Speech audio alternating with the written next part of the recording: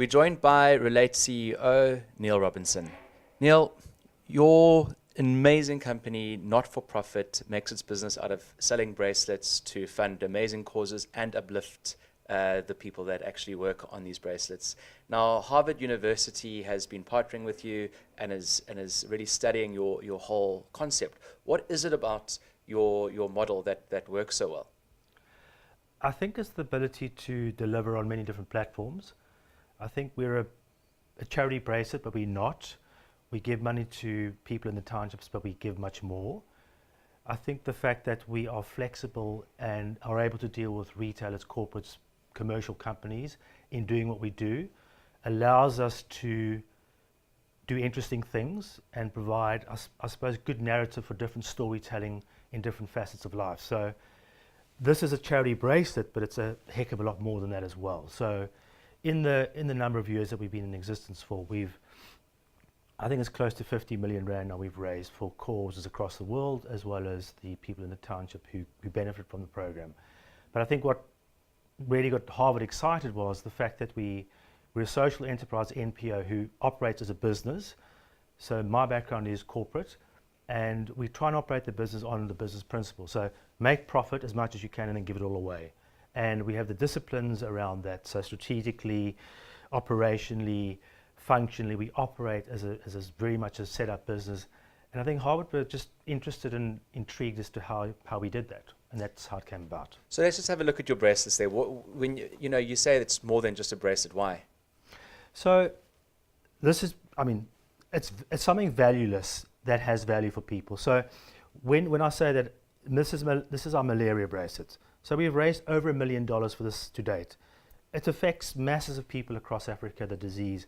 And just by spending 40 bucks, 45 rand in retail to buy this, it changes so many lives across the continent, yet it impacts people from a job creation point of view as well. So yes, it's a string of beads, but it's a hell of a lot more than that, because you really are making on the ground impacts on an ongoing and sustainable manner. So that for me says people who buy this want to get connected to what we're doing cause-wise.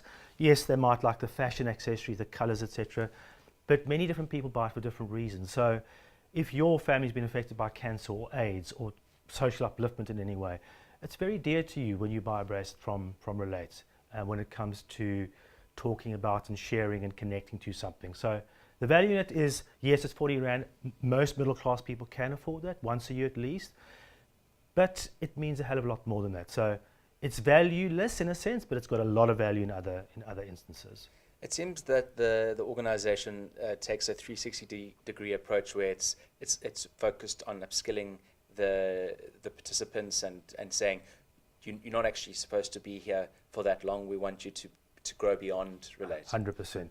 Yeah, we have a program whereby we have people in the townships who do part of the program in our production line, and then we have a group of people who come from very disadvantaged, impoverished areas in mainly the Western Cape. In fact, they come from the Eastern Cape and they're now looking for jobs in the Western Cape.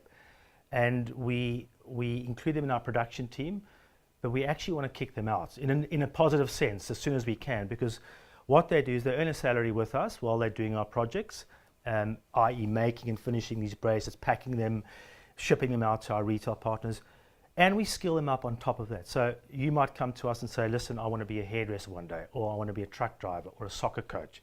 We facilitate that particular mechanism. So I'll spend 40,000 rand on you and 20,000 on another guy, etc. And we hopefully move them out of Relate given time. We've got a few people that are doing things like butlers courses who are now working in an internship. We've got people at Pick and Pay working for their internship program there. We've got a beauty technician working in a nails program and an eyelash program. So there are various different means and mechanisms where they can get involved in. But when they come to us, they have to have a dream and a motivation and an objective in terms of what they want to do. So in other words, the profit that you make from the bracelets goes towards causes, but the partners that you have, such as Woolworths or Old Khaki, you can actually, facilitate some of that skills development that you've. Very much so. And I think that's when the program really works 360. When you are feeding someone back into the program from a corporate partner or a retail partner that gives them on the ground training and gives them access to the sort of mainstream economy in a sense. So that's the beauty of it. So this model and Relate, where do you go from here? So our strategy is very much around new markets and new products. So you'll notice that I'm not only wearing beaded bracelets now, but I'm wearing sort of material, knitted, weaved bracelets. We do other products as well, and international. So you look at America, you look at East Coast, West Coast, you look at the scale there, beyond anything we can, I suppose, produce and develop here.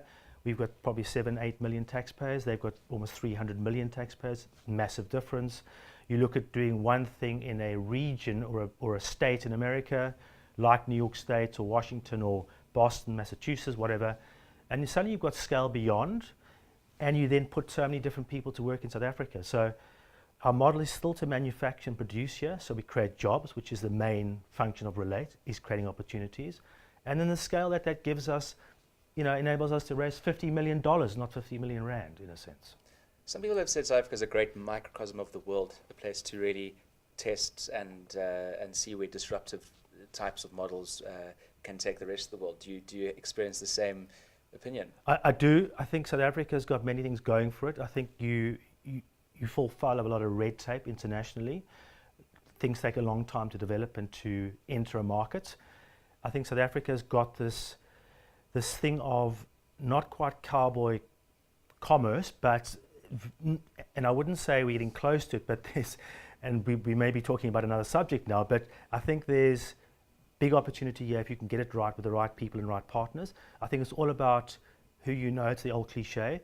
If you get the right partner to champion something, the world's your oyster. It really is. And South Africa allows you that. It allows you different access to markets. It allows you different products. Very quick to market if you can get your product on that particular stream. So I think a lot of benefits of doing business here. It's probably one of the only things that holds us back is potential scale, is the current economy. As we know, it's struggling at the moment. Retail is probably under a lot of pressure. So that's an issue. But otherwise, it's a great place to do business. And it's also an entry point into Africa, which a lot of people, I suppose, get, but some think it's probably more associated with the likes of the UK or the US. But, we find it as it's a melting pot of different opportunities, and we've seen it. And the whole concept of creating a different model around financing and how you fund organizations, do you see it being applied elsewhere? Do you see it as a type of model that you've cracked that can be applied to other problems in South Africa or Africa? We always say we're about solutions. Yeah. So we don't profess that our model is perfect. It changes, it refines, but our ethos and philosophy will stay the same, and that is we will always give opportunities to those disadvantaged or disempowered. And I think you can apply our model or our thinking in different ways to different scale types of projects. So absolutely, we're investigating different types of initiatives across different product lines and also outside of products. So can't say too much now, but there's a lot of opportunities which we've come across which allows for our model to sit in some form of capacity somewhere. If it's a digital capacity, if it's a, let's call it financial services. So there are lots of different ways of skinning the cat. And I think the philosophy of giving while you make commercial benefits is one which we'll always hold dear. And I think for me, doing good is good for business. So the more and more people we work with in the commercial stroke corporate field, the more and more they associate that with us.